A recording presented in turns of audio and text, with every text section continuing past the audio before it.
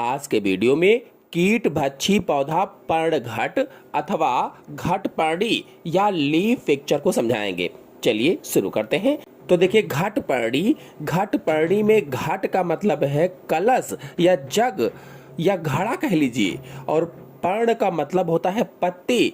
तो कुल मिलाकर के अर्थ हुआ कि पत्ती का जग या पत्ती का बना हुआ कलश या पत्ती का बना हुआ घड़ा। तो ये तो हुआ शाब्दिक अर्थ। तो कुछ कीट भक्षी या कीटाहारी पौधों में कीटों को पकड़ने के लिए पूरी पत्ती एक घट में बदल जाती है, अर्थात घट या जग की तरह या कलश की तरह संरचना बना लेती है। चूंकि ये जग जैसी रचना या घट जैसी रचना पत्ती से बनी होती है, इसीलिए इसे पर्णघट या घटपर्णी कहा जाता है, क्योंकि पर्ण का मतलब है पत्ती। घटपर्णी के उदाहरण में जैसे नेपेंथीज है, सार्सेनिया है, ये घटपर्णी के उदाहरण होते हैं, लीफ पिक्चर के उदाहरण होते हैं। ये जो घट या जग बनता है, जैसा कि आपको चित्र में दिख भी रहा है, यह पर्णफलक का रूपांतरण होता है या लैमिना का रूपांतरण होता है या लीफ ब्लेड का रूपांतरण होता है। पर्णवृंत या पेटियोल प्रतान में बदल जाता है। ये जो इसका पर्णवृंत था, जो पत्ती का डंठल था, ये प्रतान में बदल जाता है और किसी आधार पर पकड़ बनाता है। कहने का मतलब ये हुआ कि किसी के सहारे घट को रोकता है, नीचे रुक जाता है, नीचे का आधार बनाता है। कलश या घट के सिर पर प्रायः एक ढक्कन होता है, जैसा कि आपको चित्र में दिख भी रहा है। जो कलश है, जो घट है या जग जैसा जो संरचना बनी हुई है, इसके सर पर एक ढक्कन भी होता है जो पर्णाग्र का मतलब होता है लिड या फ्लैप का रूपांतरण होता है, जो पर्णाग्र का रूपांतरण है। कलश के मुंह की परिधि विशेष रूप से मोटी और ग्रंथिल होती है। इसकी जो ऊपरी मुंह की परिधि होती है, ये वाली, ये विशेष रूप से मोटी होती है और ग्रंथिल होती है।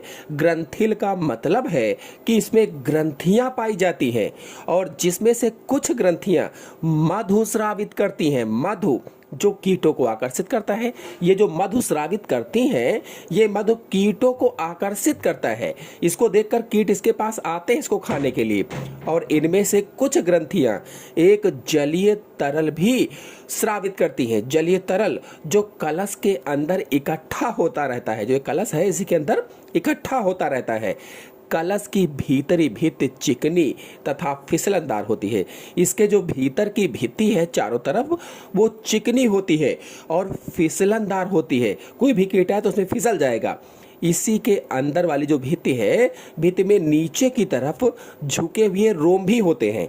जो इसकी भित्ति है चारों तरफ अंदर वाली, उसमें नीचे की ओर झुके हुए रोम होते हैं, ताकि कीट बाहर ना निकल सके। अगर चढ़ना चाहे तो बाहर चढ़कर निकल ना पाए, क्योंकि नीचे की तरफ झुके हुए हैं तो उसी में फंस जाएगा। जब कोई कीट कलश के मुंह पर आता है तो वह अंदर चला जाता है। जैसे ही कोई कीट कलश के मुंह पर आया तो फिसल जाता है, क्योंकि फिसलनदार था तो उसकी के अंदर चला जाता है और फिसलनदार भित्ति पर फिसलकर नीचे तरल में गिर जाता है। जो तरल है उसी में वो गिर जाता है और इस तरल में कुछ प्रोटीन पाचक एंजाइम घुले रहते हैं। ये जो तरल है, इसमें कुछ प्रोटीन पाचक एंजाइम घुले रहे होते हैं। ये पाचक एंजाइम कीट को पचा देते हैं। उसी में जैसे कीट गिरा, बस वो पाचक एंजाइम जो होते हैं उस कीट को पचा डालते हैं।